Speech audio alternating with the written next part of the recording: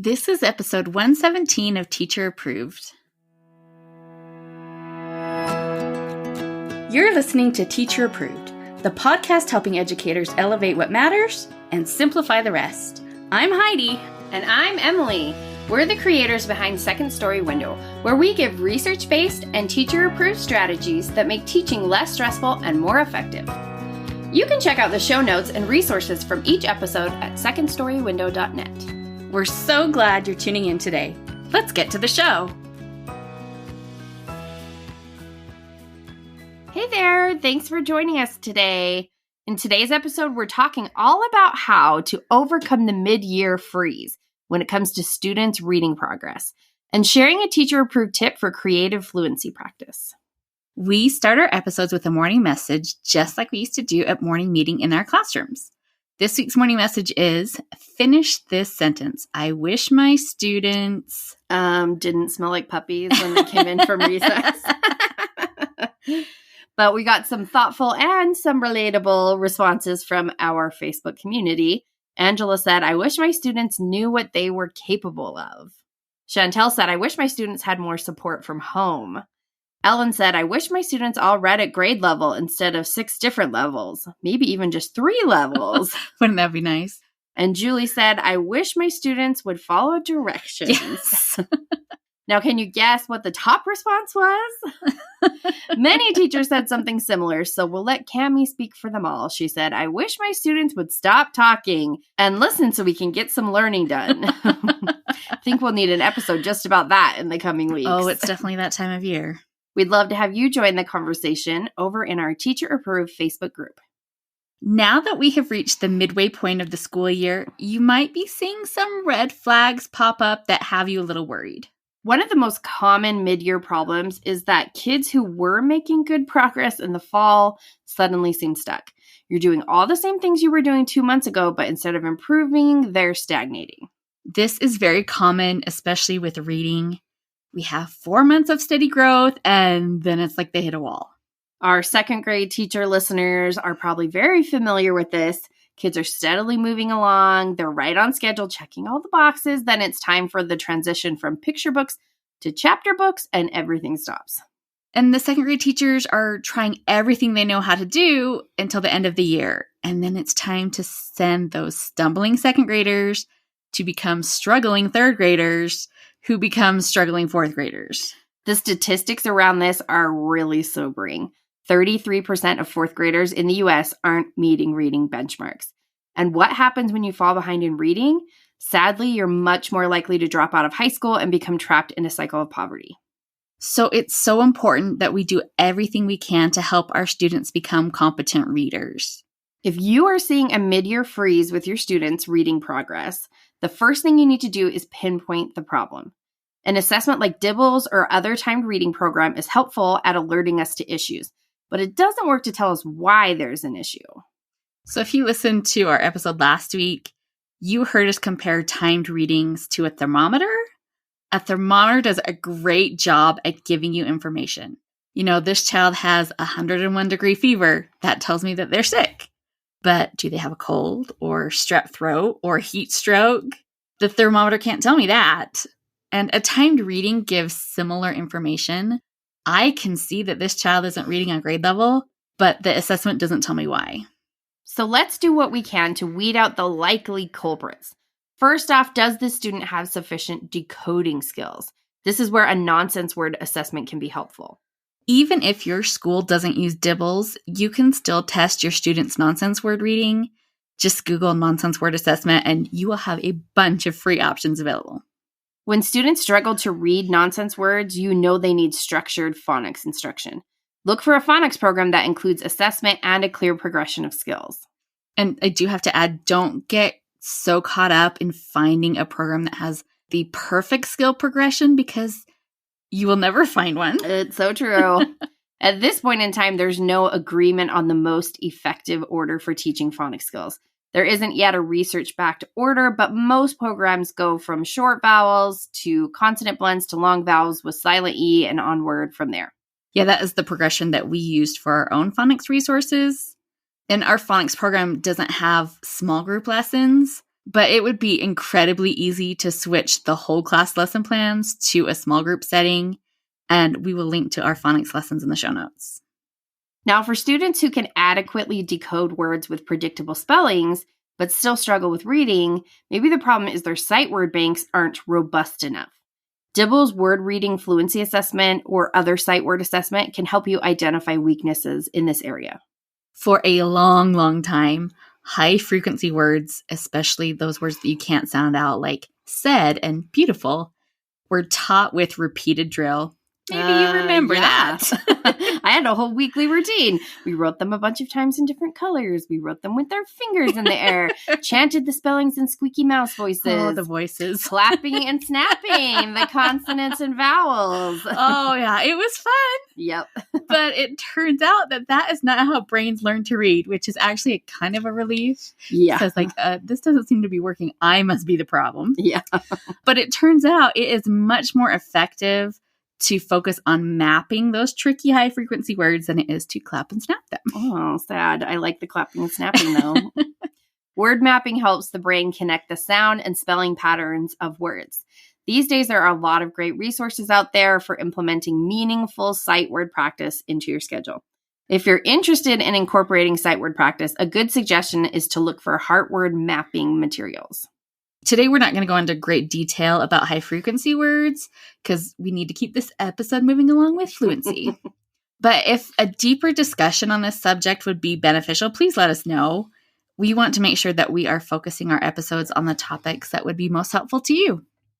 All right. What if it turns out students have a solid foundation of phonics and sight words, but they're still struggling? What else can teachers try? Well, this suggestion might be a little unexpected, but I think it's important to check the difficulty of what you are expecting your students to read. Maybe you haven't thought much about it, but a reading passage that you're using for assessment is likely written on an end of grade level difficulty. Yes. So if I'm testing students with a 1-minute reading, I want to know how they compare to grade level standards. Does this student's reading match up with other kids their age? But if I have a student who is still making up lost ground on phonics and sight words, they are not yet reading at grade level. And this is where it can get a little confusing. Yes, there is benefit in assessing students with passages that are too hard for them, right? I need to know how my students compare to grade level standards. So I can say, yes, they're on track, or no, they're falling behind. But practicing on passages that are too hard will just produce frustration and defeat.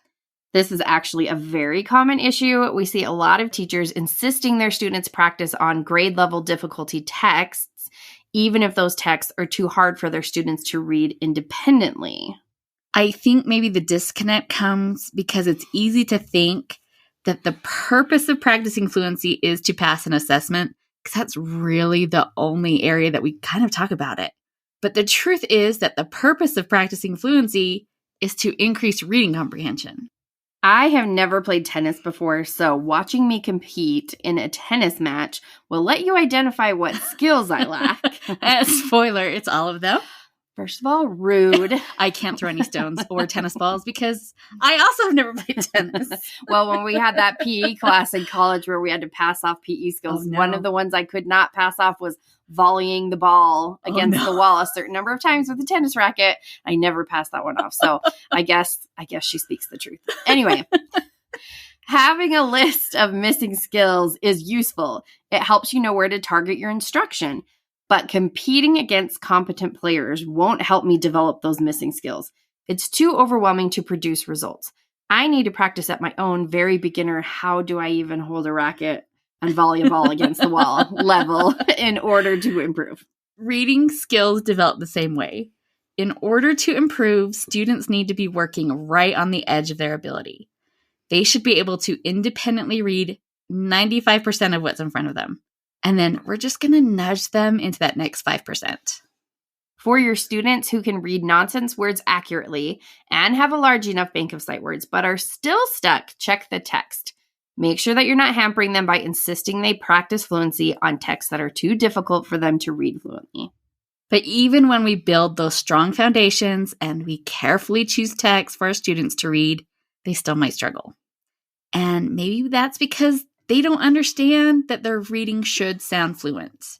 Yep, kids might not even know what fluent reading is. I have seen this when I volunteer at my kids' school and I'm reading with these students in the hall, and often I will compliment them on something like, oh, you did such a great job pausing at the punctuation and things like that. And they're looking at me like, why are you saying this? What a weird thing to say. So I would say most kids are not at all familiar with what fluent reading is and what it looks like.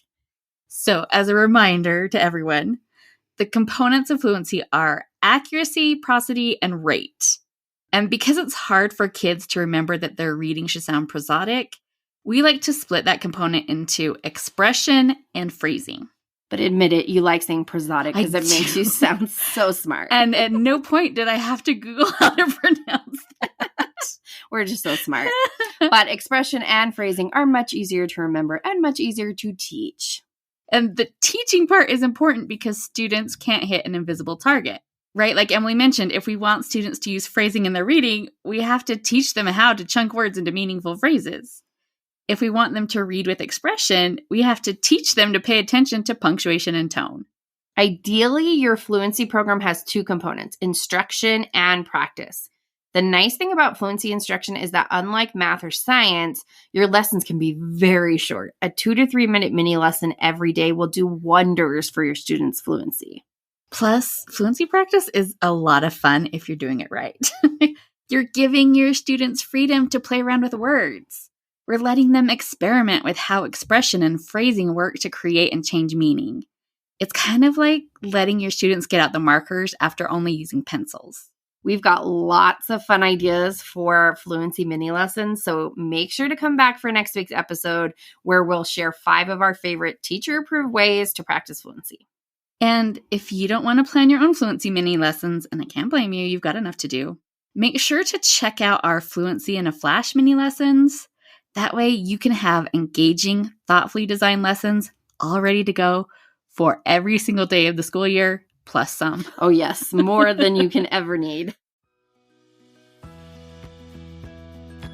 Hey there, teacher friend. Do you have a question or concern that could use a teacher-approved solution? We'd love to help you out by answering your question here on the podcast. You can submit your questions to hello@secondstorywindow.net and put podcast question in your subject line. We can't wait to hear what's on your mind. Now, let's say you are doing all the things, but some of your students' rates still aren't increasing. What do you do? Well, even though it irks me that rate is even a part of the conversation around reading, it is still important, I guess. So our brains are wired to pick up content at the speed of normal speech. If the information comes at us too fast, important details are lost. If the information comes at us too slowly, important connections are missed. That's because the brain processes the written word through the same systems as it processes speech. So what starts out as printed words on a page ends up as speech sounds in the brain, which is why rate impacts comprehension. Now, how do we get those reading rates to increase? We need a 3-step approach: modeling, repeated reading, and feedback. When it comes to modeling, we want to make sure struggling students are engaged the whole time. So instead of just listening to you read a passage out loud, make sure they have a copy of the text and ask them to whisper read along with you. You could do this in a small group or a one-on-one setting, or maybe you could record yourself reading and have your students read along with the recording. Obviously, you need to adjust your rate to something more comfortable for your student. Your normal rate is way too fast for a struggling reader, and our normal rate is just insane. We talk way too fast.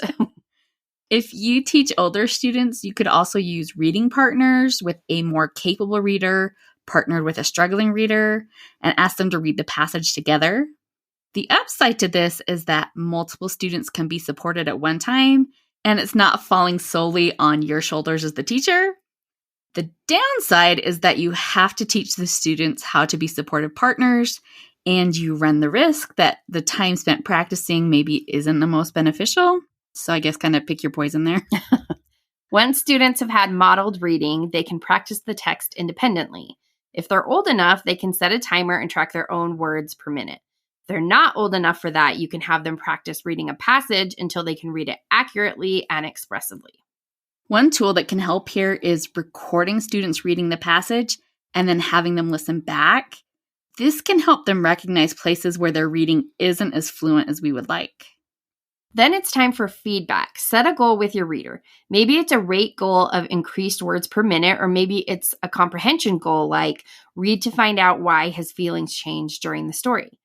Next, have your students read the passage aloud and let them know how it went. Make sure to start with the celebrations. When we point out what students are doing well, it motivates them to keep doing those things in the future. Yeah, like Emily mentioned, sometimes kids aren't even aware of what they're doing well as readers if we aren't the ones pointing it out to them. It goes back to, trying to hit that invisible target. When we celebrate what's going well, students are much more able to repeat those things going forward. Then see how well your student met their goal. Did they accurately read enough words per minute? Are they able to answer comprehension questions? What's something the reader could do better going forward? Another way to give feedback is to record words per minute on a reading graph. And full confession, Emily and I really resisted this for a long time because we didn't want students thinking that rate was the most important component of reading. But we have come around to it since then. Yeah, because marking progress on a graph is really motivating. When you have a clear picture of how much you've improved, you're more willing to keep working. You can also train your students to listen and give feedback to each other. Just remember that repeated readings are more effective when they are adult-led. But that doesn't mean it has to be teacher-led. If you have parent volunteers or a classroom aide or literacy support staff, they can all be taught how to give feedback on reading. You can also send repeated readings home for homework, which is what we love to do. And we have lots of passages that are designed specifically to be used at home. We worked really hard to write passages that are worthy of being read multiple times. Each passage includes custom illustrations by us and comprehension support as well. Yeah, not all passages are created equal if you look around enough. And since parents are the ones giving the feedback, we also made sure to include helpful tips for each passage. And even though our passages are designed as homework, we have lots of teachers who use them for in-class practice. And then that parent tip is just helpful parent education when you send the passage home, if you do that. If you're interested in reading passages for your class, we will link to ours in the show notes. We have given you a lot to chew on in this episode. We were like, we're going to keep this so simple. Nope. Hey, turns out struggling reading is a complicated issue. And if you find that your student's progress has come to a mid-year freeze, particularly if you're facing that second grade stumble, remember these suggestions. Start by making sure the foundational skills of phonics and sight words are in place. Also, make sure the materials you're asking students to read are at the right difficulty. Err on the side of practicing with something easy rather than practicing with something too hard. And your fluency program should have two components, instruction and practice. So teach the components of fluency like phrasing and expression. And when it's time to practice, use repeated readings with feedback to boost your students' rate and comprehension. We'd love to hear what you do to help your struggling readers. Come join the conversation in our Teacher Approved Facebook group. Now let's talk about this week's Teacher Approved tip. Each week we leave you with a small actionable tip that you can apply in your classroom today. This week's Teacher Approved tip is practice fluency with a mini lesson every day. Tell us about this, Heidi. Well, I know we said that in next week's episode, we are sharing our favorite fluency mini lessons, but I couldn't resist sharing this one today. And I love fluency mini lessons because students just have so much fun with them. And it's so nice to have a lesson that everyone is just enjoying. Mm-hmm. But the real magic with these is that they are easy on the teacher. You really only need a whiteboard and a couple of minutes. And where else in education do you get such an easy win? So the activity we're going to share is called Watch Your Tone. All you have to do is write a generic sentence on the board. Think of something like, I didn't think this would happen. You want a sentence that has 5 or 6 words in it, and then practice reading it fluently a couple times as a class. And then have some fun with it. Ask your students how their voices would change if you changed the setting. Maybe someone was making soup and it boiled out of the pot and all over the kitchen. How would that person say, I didn't think this would happen. This activity is great for discussion and experimentation. You can have some volunteers share their ideas with the class and then let kids practice with partners. Maybe you could have the whole class try it together, and then you could talk about what the students did with their voices to convey that dismay. Did they stress certain words? Did they make their voices go up or down, or louder or softer? This is helping students recognize how we add meaning to our reading. And you can take this even further by keeping the same sentence but changing the scenario. Maybe a kid woke up on their birthday and found that they had gotten a pet unicorn as a gift. Ooh. How would they say, I didn't think this would happen? Probably going to sound very different from the soup situation, even though the words are the same. Not only is this a fun activity, but you can do it for just a couple minutes. Easy peasy, and everyone has a great time and learns. We included this activity in our seasonal Fluency in a Flash resources. So for St. Patrick's Day, we have the sentence, "This turned out different than I expected." And students can practice reading it like they woke up and everything has turned green. And then you can have them practice reading it like they were tricked by a leprechaun, which is probably going to sound a little different. And then my favorite is they can read it like they decided to try dancing an Irish jig. And maybe that has gone well, or maybe it hasn't. So much fun. We will put a link to our Fluency in a Flash mini lessons in the show notes. To wrap up the show, we are sharing what we're giving extra credit to this week. Emily, what gets your extra credit? I'm giving extra credit to The Unselected Journals of Emma M. Lyon by Beth Brower. I'm so glad you like it. You gave me volume 1 of this series for our book flood lunch that we do in December. And it was such a delight that I'm continuing on through the series. So the year is 1883. Oh, you got to say picture it, like Sophia. Picture it. London, 1883.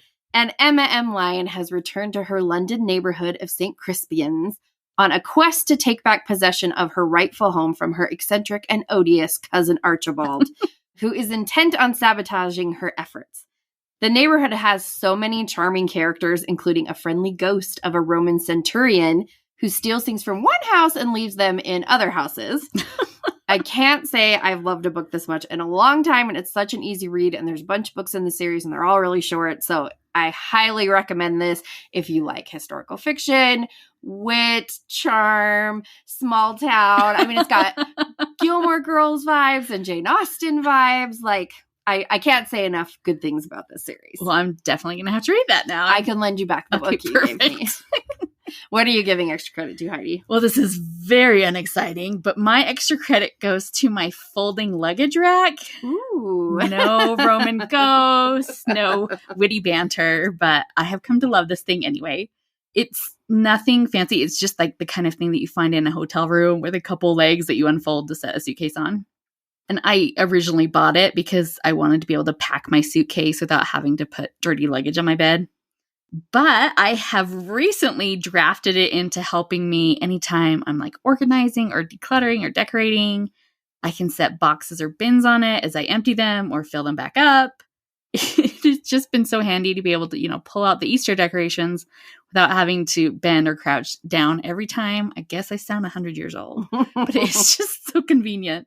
And they have lots of different variations on these luggage racks, but I just bought a cheapy one for less than $20, and it has been great. Well, I'm going to have to bust out my luggage rack and put it to work. I know, especially because it doesn't work for your suitcase with the No, it does not. Mine is the kind, yes, that opens up in the middle and has 2 full sides. If you have one that just the lid opens, then my luggage rack would work for it, but it does not work for my current luggage, so that's a bummer. Yeah. Might as well put that luggage rack to work. I was looking for a solution for that, thinking maybe they had some kind of magic luggage rack. They don't, so maybe you just have to buy 2.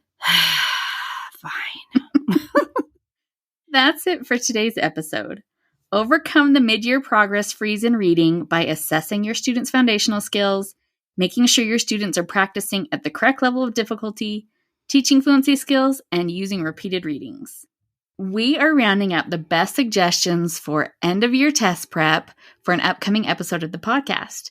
If you have a teacher-approved test prep tip, please send it our way at hello@secondstorywindow.net. We hope you enjoyed this episode of Teacher Approved. I'm Heidi. And I'm Emily. Thank you for listening. Be sure to follow or subscribe in your podcast apps so that you never miss an episode. You can connect with us and other teachers in the Teacher Approved Facebook group. We'll see you here next week. Bye for now. Bye.